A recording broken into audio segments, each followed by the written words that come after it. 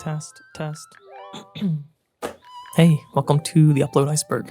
If the upload is the content you see above the water as the viewer, I'll cover the journey and data behind growing a YouTube channel that you can't see in the murky depths below the surface. I'm Dan, that's me. This is episode 9, recorded after hitting 3,300 subscribers on December 23rd, 2023. Today is December 28th. I'm not on video today. I'm hiding. I was sick. You might be able to hear it. I had pink eye, conjunctivitis, big time. So I'll spare you. We'll keep focused on the screen share today.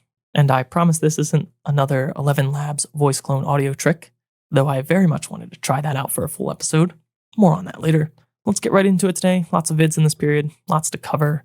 And I want to unofficially look back at overall numbers for 2023 and summarize how I thought about this year on YouTube and kind of how I'm thinking about 2024. Let's title this something like Small Creator YouTube Numbers. The milestone period was from November 26th, 2023 until December 23rd. At that 3,300 mark, I've cooked up a special holiday thumbnail. Daily view numbers for 2023 imposed in the Colorado sky. I know we were doing a fun thing where I rip a meaningless screenshot out real time.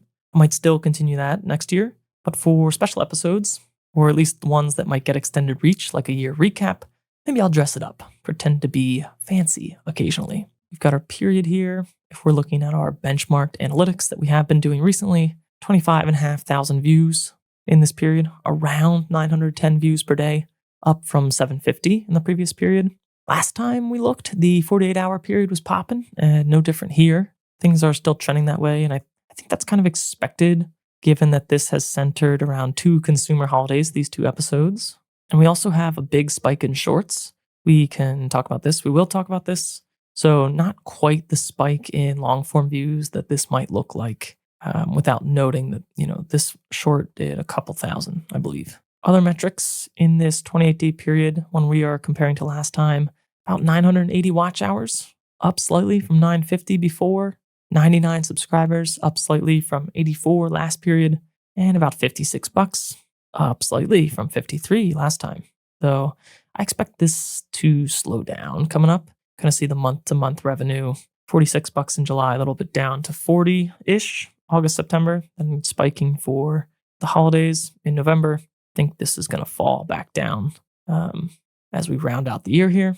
We've got a CTR in long-form videos up to around 7.5 from 7 in the last period.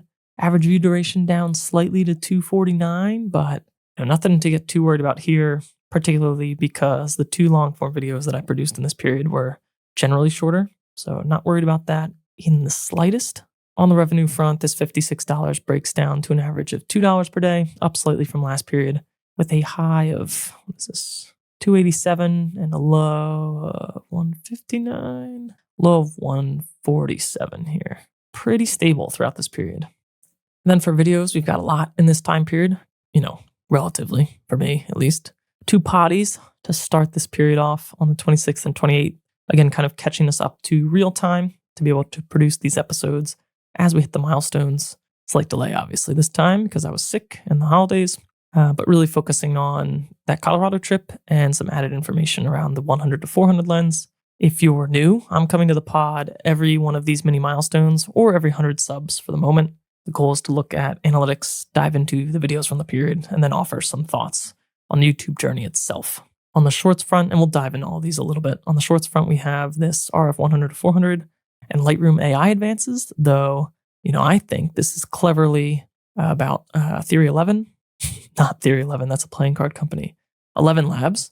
So did some voice cloning, but kind of guided the viewer as if this was not. We'll get into that. We've got an f-stop camera bag accessories short around the Molly system on that bag specifically. It's something that I use pretty heavily. And, some people, I don't really know a lot about how other people use these bags. I don't personally know anybody else with one, but probably underutilized for some. So just sharing that accessory short as a cut from the full video is something that I want to experiment a little bit more with. Like I've said in prior episodes here, I'm testing Riverside to do that.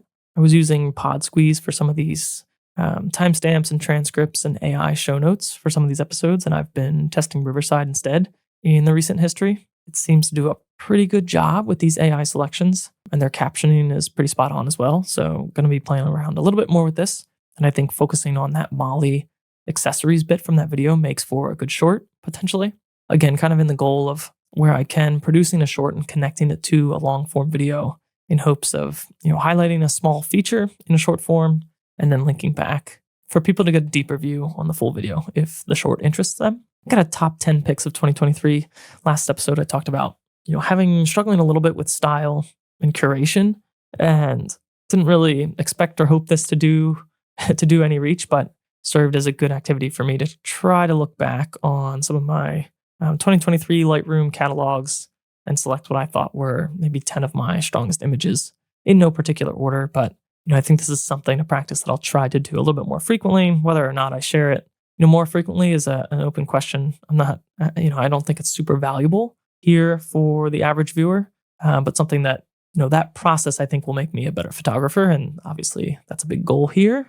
And then we've got the final short in this period was a sponsored short from Recut. It's that video editing tool that has been a sponsor on prior episodes. This was something that I planned to create, hoping to get a little bit of reach, kind of piggyback on the reach of the Rode Pod Mic, the Rode Caster Duo, see if I could reach a wider audience around those two search terms or those two interests, tie it back to the video podcast course that I was able to make for free, given that sponsorship, and then link those up in the way that YouTube allows the short and video linking. So let's look at all these. And then in the long form video, we've got the f-stop AJNA Long-Term review, the full video, not just the short, and another look at the RF 100 to 400, this time focused specifically on wildlife and landscape, all new shots compared to the prior review. I think all were taken in Colorado on that trip. Some interesting things I tried to do there. It's a lot less of a review and more of a slideshow of pictures I've taken, but it seems to be doing fairly well for that. It was kind of experimental in that way.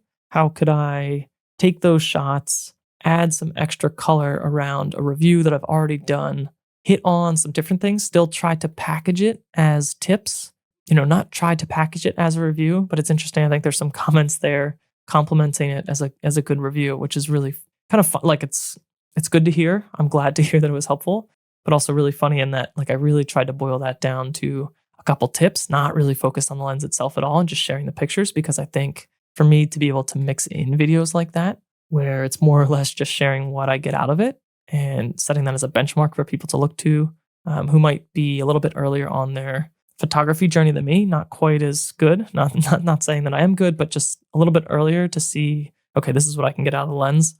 That's the type of video that I really like to make and is really fitting to make after a trip. So I was really curious to see how this would do, how it would be received. We'll dive into that. So starting with the pods, there's not a lot of interesting things to dive in on the analytics, right? These are, by definition, things that I know will be seen a little bit less. This podcast itself is targeted only to a very core of the broader audience here on this channel. I'm actually going to, I think I've been sending these out notifications to the wider audience. I'm going to stop doing that. Where is that? I don't know. There's somewhere on here you can skip notifications to the wider audience. Perhaps that's just on upload. But I'm going to try skipping that. And hopefully less people who don't want these will be notified. We'll see if that changes anything. This is a good one if you want to know a little bit more about the trip itself, a little bit more about this lens. And then this episode really kind of dives into, I tried to give a little deeper look at this lens in particular. As you can tell, this is one of the podcast episodes that's done a little bit better. People are watching more of the way through and interested in more parts here. So that's cool to see. I hope these continue to be helpful for some small portion of you. And the podcast in general, if we kind of zoom out all the way on this analytics, the last 90 days, again, this is kind of the benefit of setting up a podcast on YouTube, kind of getting all these baked in analytics, kind of giving you a quick view at views per each, AVD per each. And obviously you can see them all as a nice already defined group in an analytics tab like this. So not getting a whole lot of, you can see the spikes are around the releases, not getting a whole lot of general sustained traffic here. Again, all very much expected for being less than 10 episodes in. And I actually don't expect this to change until maybe around 25 episodes. I'd love to see some sustained traffic here. I think by that point, I hope that the value proposition is a little bit stronger, right? The whole idea of the show is that I can go back and say, hey, if you're interested in a deeper dive into these videos, or particularly if you're interested in starting up, your own YouTube channel, or interested in kind of the issues and things that I face around this size, you can go back and listen to these episode by episode by episode and see all the things that I've talked about growing this channel from 2,500 subscribers through, whatever episode you get through, growth over the next 1,000 or 2,000 or 3,000 subscribers.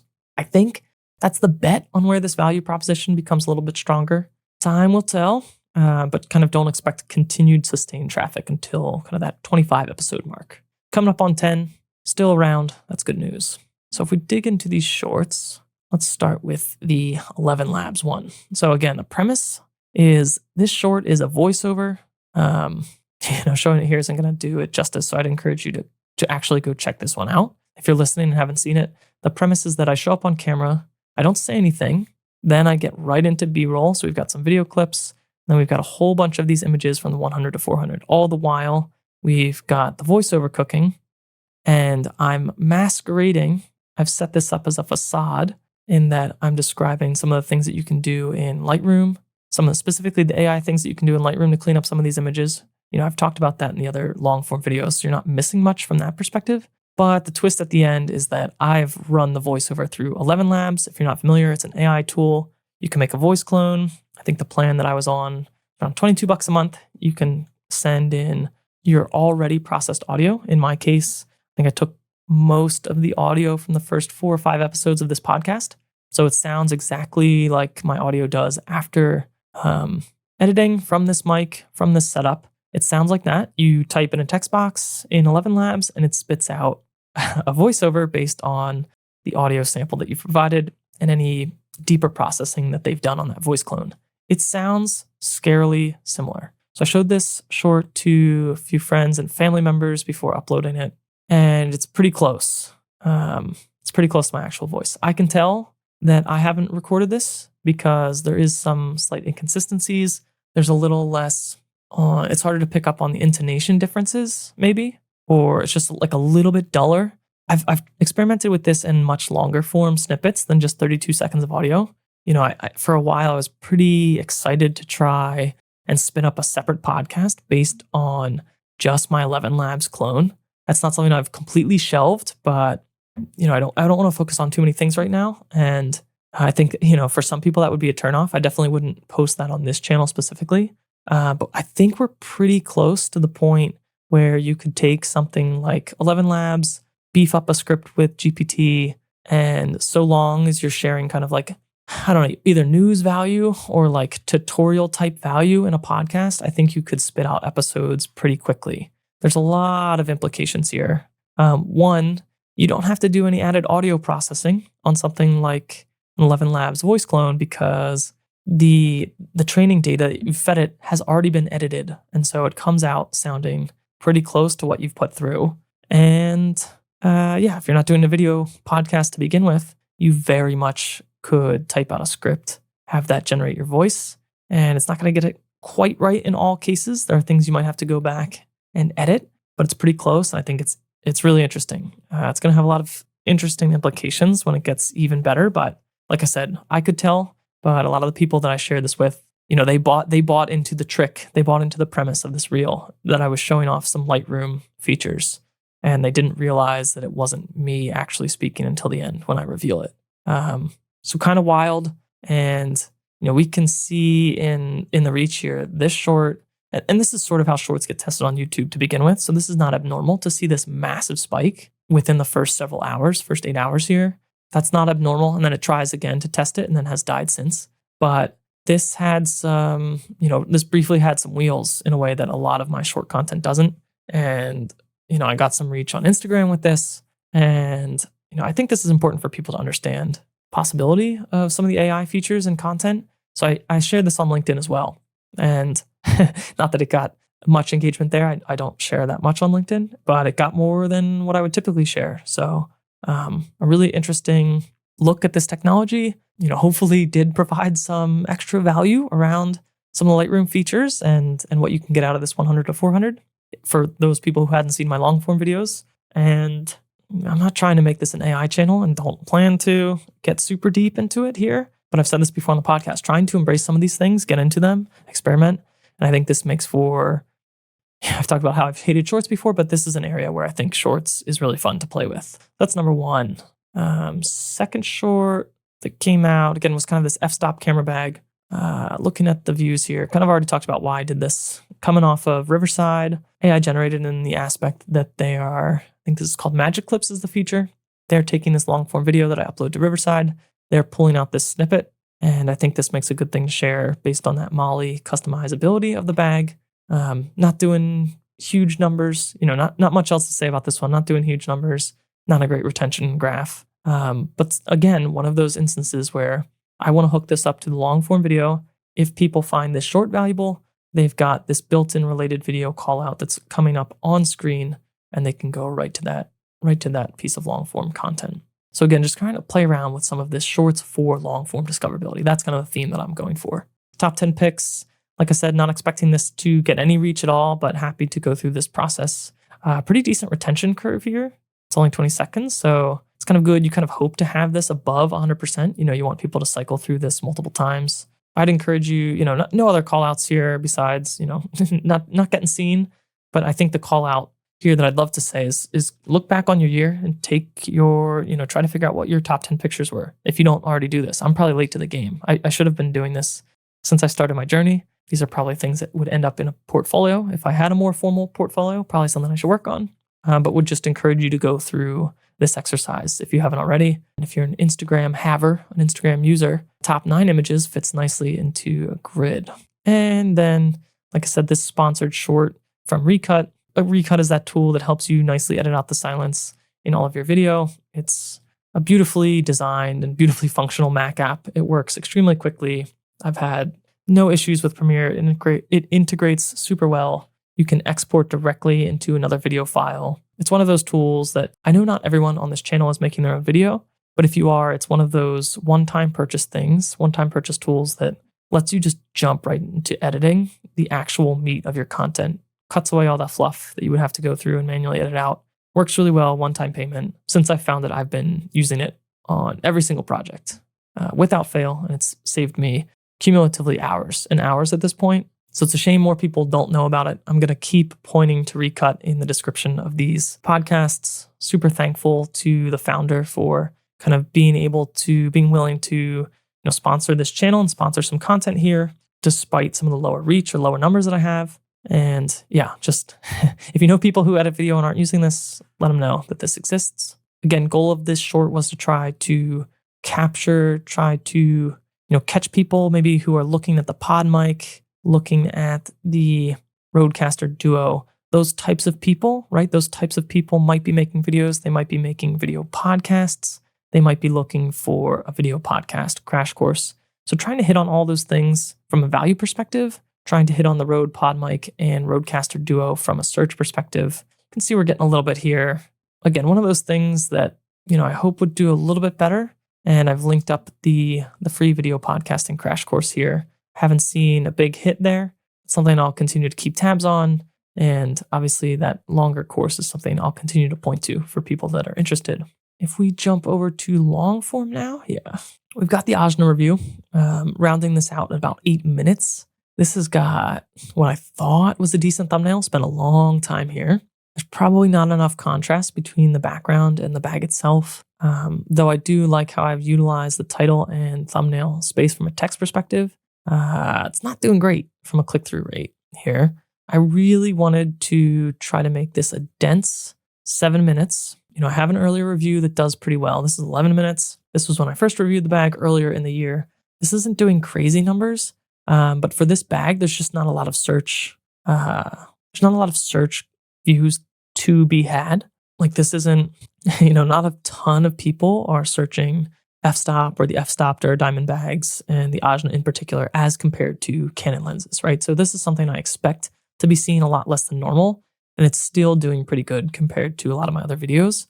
And I've got not a ton, but the qualitative feedback that I've gotten here in the comments is really, really strong, which is super encouraging and obviously kicking off some conversations, right? This is one of the This is one of the things that you hope to see on videos that you create. It's one of the reasons that making YouTube videos is worth it and fun, and one of the ways that I learn from other people. So this is kind of, that's kind of a stellar example of how I would hope for an AJNA video to go. And, so far this is not doing that great. We'll see. This is something that, hope to follow up with. I think it's one of those cases, sort of like the Sigma 28mm. We'll actually look at that briefly.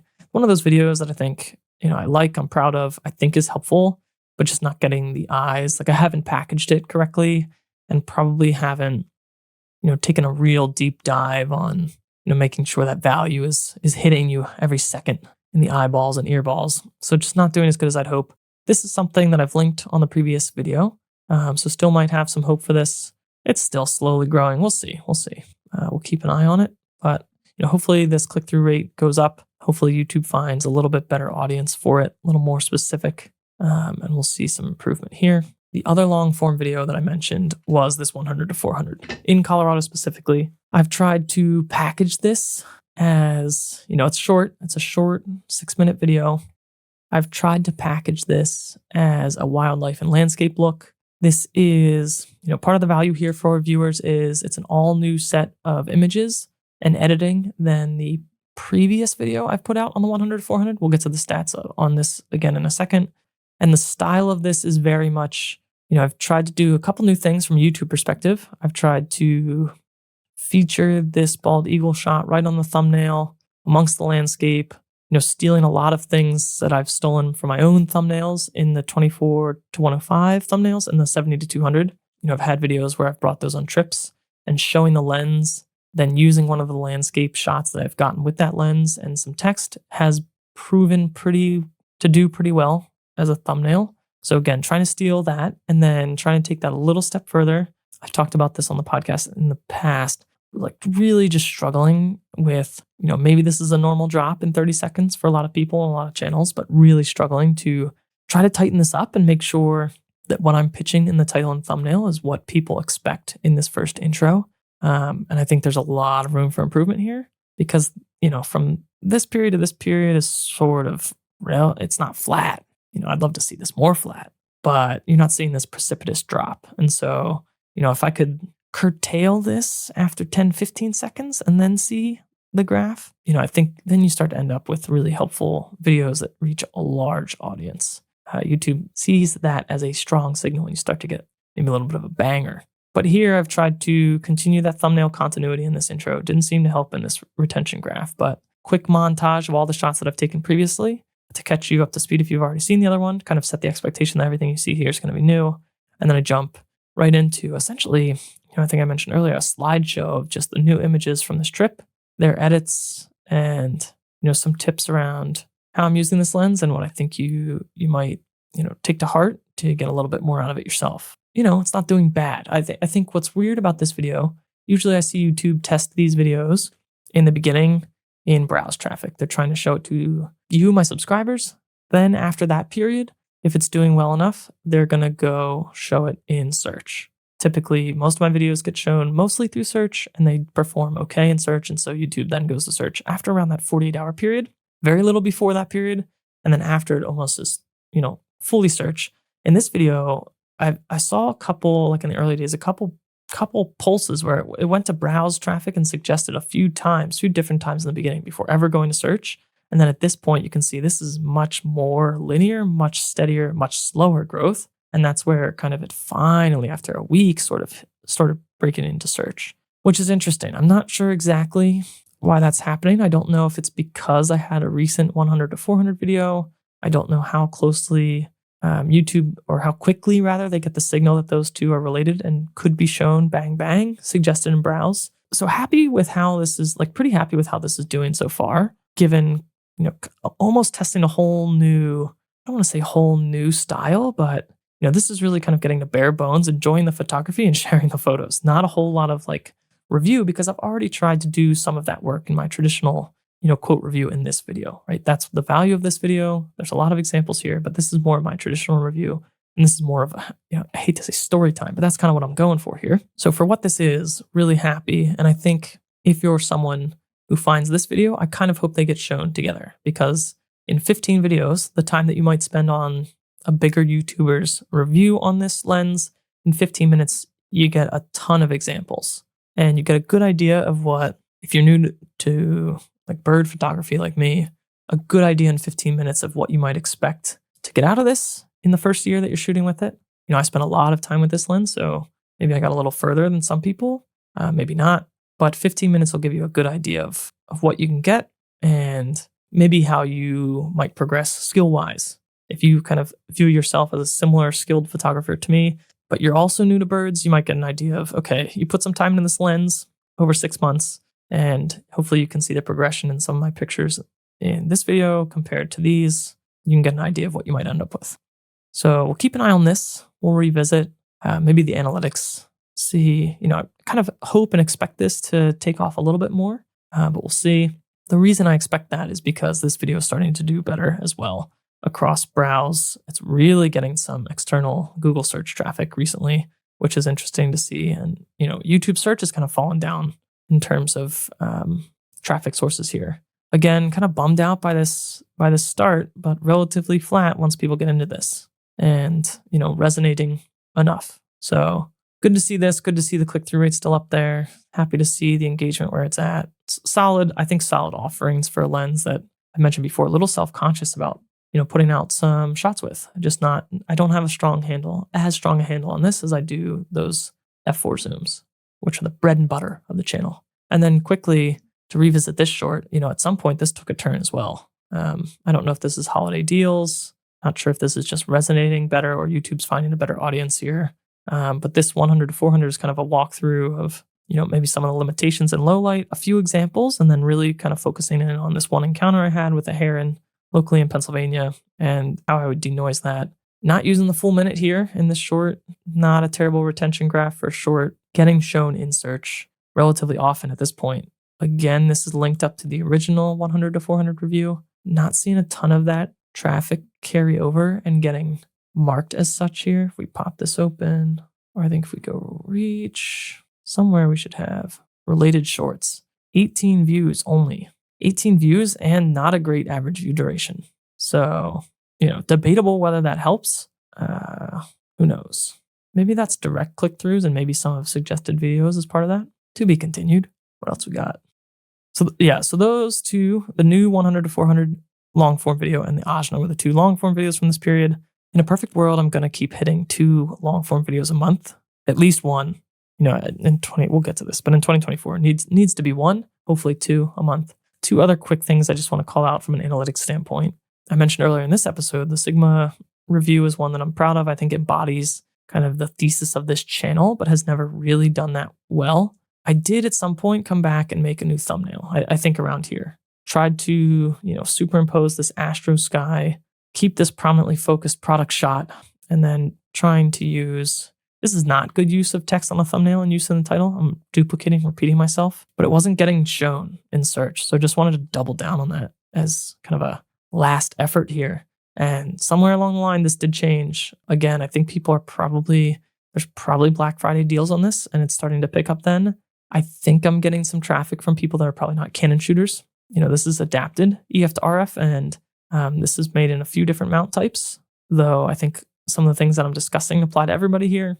But finally seeing some suggested and search traffic here and some end screen traffic. All good to see. Click-through rate is going up, impressions going up, obviously, and engagement as well. So this is kind of like one of those things. Sometimes people say, I'll post on YouTube, you never know when it's going to blow up. I don't love that. Like if you make a bad video, do not be waiting for a year for it to blow up. It's not gonna work like that most times. I think this is my humble estimation, I think this is a good video incorrectly packaged at the beginning. It still might be incorrectly packaged, but I think finally starting to get some of the level of traffic that I would expect. This is an older lens too, right? So people aren't necessarily rapidly searching down this EF mount 28mm. But because of all the continued holes in the RF lineup, this I think still serves a purpose or could serve a purpose for a lot of people based on kind of the results that I've got out of it, where it fits in my lineup, and everything that I've adapted works really well from an autofocus perspective. So we'll see where this ends up for people, but I just wanted to call out, that uptick, and maybe that continues. That'll be interesting to see. And another similar uptick, and one that I'm pretty self-conscious about, is on this RF 85mm comparison video. And I'm self-conscious because I'm not the person that is going to buy, probably, like, I'm not the core target customer for this RF85. You're really looking at full-time professional portrait and wedding photographers, I would imagine. I had a great time comparing these two lenses. I had a bum shoulder on this trip, which is not good. I had separated it in hockey, so carrying around two massively heavy lenses as well as the 85 Samyang was not the most ideal, but made the most out of it on this trip and made the most out of shooting around town. Got a lot of examples, and I think this DS smoothing version of this lens is interesting for Canon shooters. It's interesting regardless.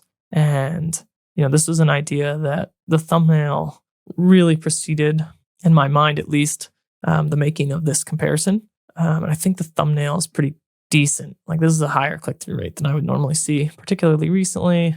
It's a short one, so maybe that impacts the video reach and stuff. But basically, I'm a little out of my depth reviewing these two lenses.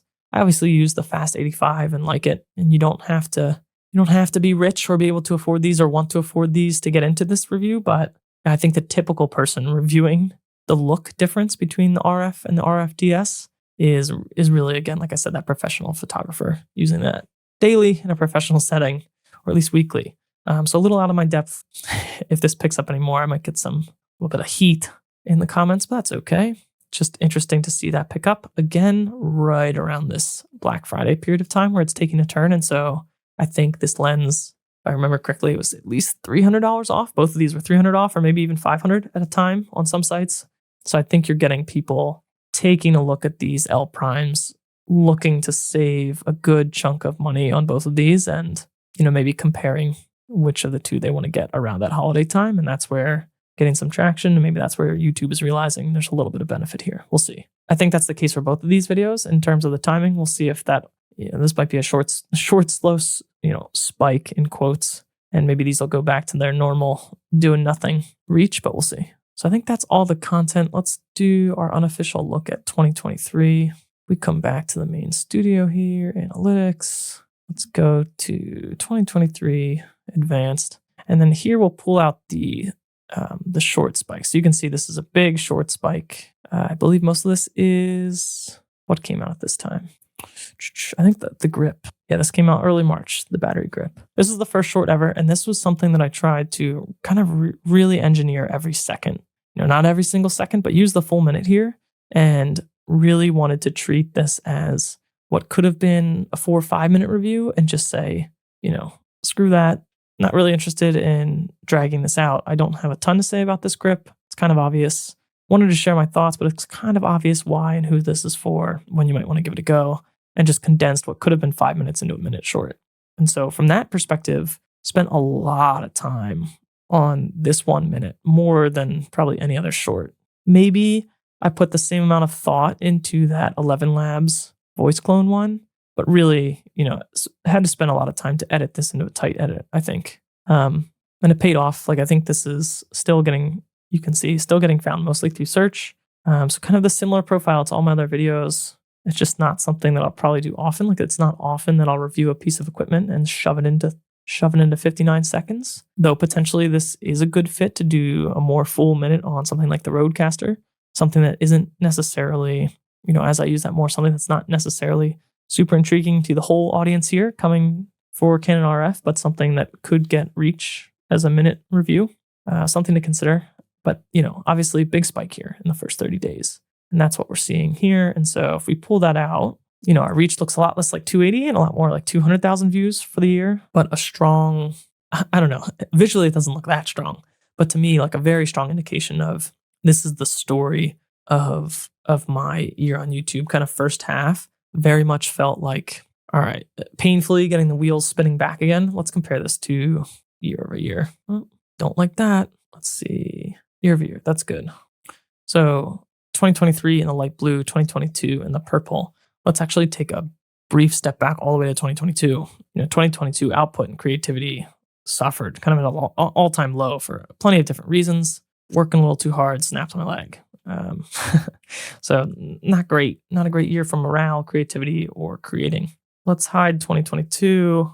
In 2023, so very much coming out of 2022, the first half of 2023 was kind of like painfully getting the wheels spinning back up again in the first half. A couple videos, really taking it easy, just trying to get that cadence down for making videos. And then the second half of 2023, and I think you see this both in the quality and reach, like back half of 2023, legitimately shooting a lot, legitimately learning a lot, kind of starting the car and pointing the steering wheel in the right direction. I think, obviously these spikes are video drops, but there's at each successive video upload, there's just more baseline traffic that we're building with here. So that's really exciting. And I think in 2024, that kind of drives me, and sort of all the activities I've been doing behind the scenes in the back half of 2023 drives me, not to overhype this, but 2024, I think, really being the year that I take a legitimate shot and try to break out of linear growth. So, again, we just cut out that short. This is a pretty linear view growth, and subscriber growth has pretty much been linear forever since I actually got things going early 2021.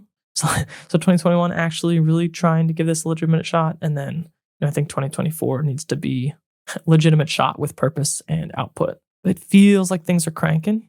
So as long as I'm having fun learning and putting stuff out that's worth a watch, I want to keep matching my effort to that growth. If not, I probably, this might change, the timing might change, but probably want to toss this channel back into hobby mode. I can't imagine that photography or learning YouTube or posting will be any less fun. It's kind of like taking a hard look at all the things I could do. Maybe, this channel gets deprioritized a little compared to 2023 and 2024. If I reach the beginning of 2025 and still kind of in linear growth mode, I'll probably always even in hobby mode, I would assume that I'll always be making videos. Sometimes it takes a little while to see, but if I look back, I've been making videos since I was a kid, and like some of these things like Movie Maker and Pivot existed. Always kind of the person in high school and college that you'd want on your video making project team. So, I don't think this ever goes away. YouTube still, in my mind, is far and away the best option for, posting content for free, the best option for getting the most reach, the best option for, splitting and sharing revenue with creators. I just think if I don't grow as much as the effort that I put in 2024, this probably becomes a little bit back burner. And I think the content would change slightly, probably into more artistic, creative, longer form videos, still kind of around all the same topics, and still, ultimately, hopefully focused for the same audience that I have now. But probably frequency would change, I would imagine. And I'd be really trying to lean into quality, not quantity. Instead of creating, a goal of 12 videos, 12 shorts, 12 podcasts, it might be a lot more like 6 or quarterly, something like that. We'll see. I'm not trying to time box myself too hard. The prep work at the end of 2023 has been a lot in hopes to continue that growth, right? There's starting to be a little bit of an uptick here in the back half of 2023. What can I do to continue that? And so hopefully that starts with some exciting partnerships right at the start of 2024. Ones that resonate with me in what and how I'm creating, what I want to create, and hopefully ones that will resonate with you. And if they don't resonate exactly, I hope at least the understanding is there that these are some of the baby steps that I need to start taking if I want to spend more time doing this. It's kind of scary to dip a toe into the world of sponsorships, to be honest. And not only am I doing it for this channel, but I'm doing it at the exact same time for my hockey channel. And, I hope that's not a mistake to try all at the same time. But, either way, I think it's going to support the goal. I'm really just immersing myself in that part of things. Or if it's the right decision to try all that at once or not, I know that I'm going to learn a ton in a hurry. So that's for sure. So 2023 is not quite over. But I share these analytics, kind of these year-end analytics, for 2 reasons. One is motivation. I have a small channel trying to do things that I like and package them in a way that others might find value. And if that's something that you want to try, I hope, seeing some of this is motivating and encouraging to start now, because it starts slow and small for most of us, and there's no way around that as far as I've seen. You can blow up in short form content pretty quickly. There aren't many examples of many people that can do that and then immediately pivot into successful, helpful, enjoyable long form content. There are probably some standouts, and if you know of any, drop them below. But slow and small is how this works for most people. The second is to be realistic and really drive home the point that you can't, or I don't think, based on my experience, you can't get into this whole world and expect fast financial results.